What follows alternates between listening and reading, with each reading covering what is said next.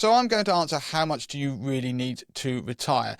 A good starting point for people wanting to know roughly what they might need in retirement is to look at the retirement living standard figures that are produced by the Pensions and Lifetime Savings Association, or the PLSA.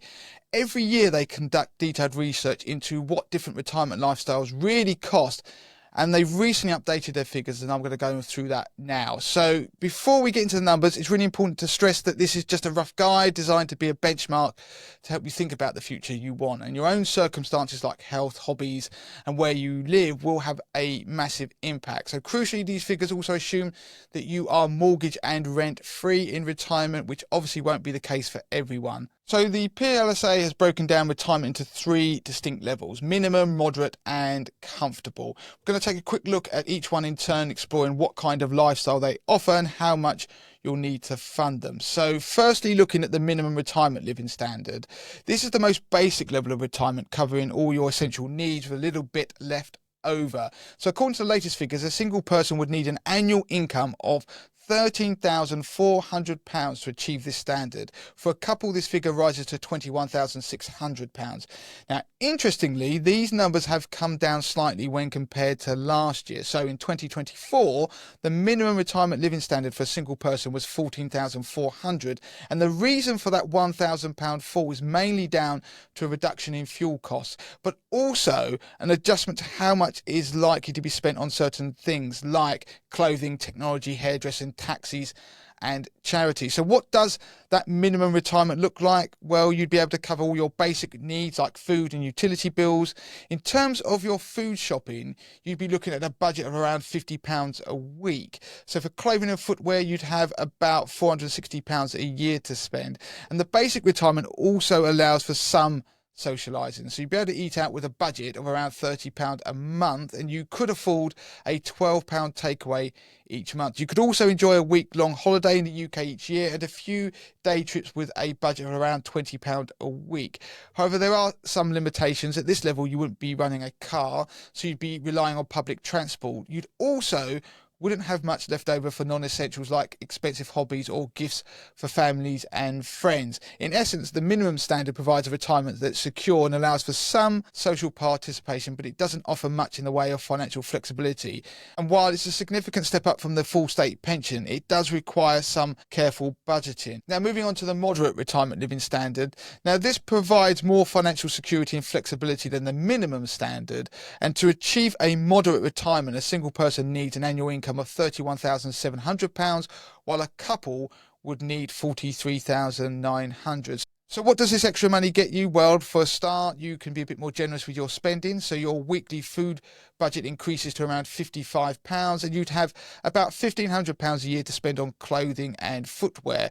For the moderate retirement, you'd also have a more active social life, so you'll be able to eat out a few times a month, and you'd have a budget of around £170 for meals and takeaways. You could also enjoy up to 2 weeks holiday each year and more frequent day trips. So a big difference at this level is that you'd be able to run a small second-hand car with a budget to replace it every 7 years, which will likely give you more freedom and flexibility to get around. So in short, the moderate retirement allows for a bit more of a comfortable and varied retirement. So you have that financial security to do more things you enjoy without having to account for every penny you spend. So moving on to the comfortable retirement living standard, this offers a more luxurious retirement. To achieve a comfortable retirement, a single person would need an annual income of £43,900, while a couple would need a combined income of £60,600. So what does a comfortable retirement look like? Well, you'd have a lot more freedom and choice in all areas of your life. So your weekly food budget would be around £75, and the comfortable standard allows for a very active social life. So you'll be able to eat out regularly with a budget of around £250 a month. You can also enjoy more holidays. An example they give is a fortnight 4-star holiday in the Med with around £100 per person spending money, and 3 long weekend breaks in the UK with £400 spending money per break. I do feel like I'm reading out a prize on a game show there, because actually I wouldn't mind that as my lifestyle. At this level, you'd be able to replace your car every 5 years, and you'd also have more money for hobbies, home improvements, and be more generous with your family. So in summary, you can see there's a huge difference between the minimum and comfortable retirement figures there.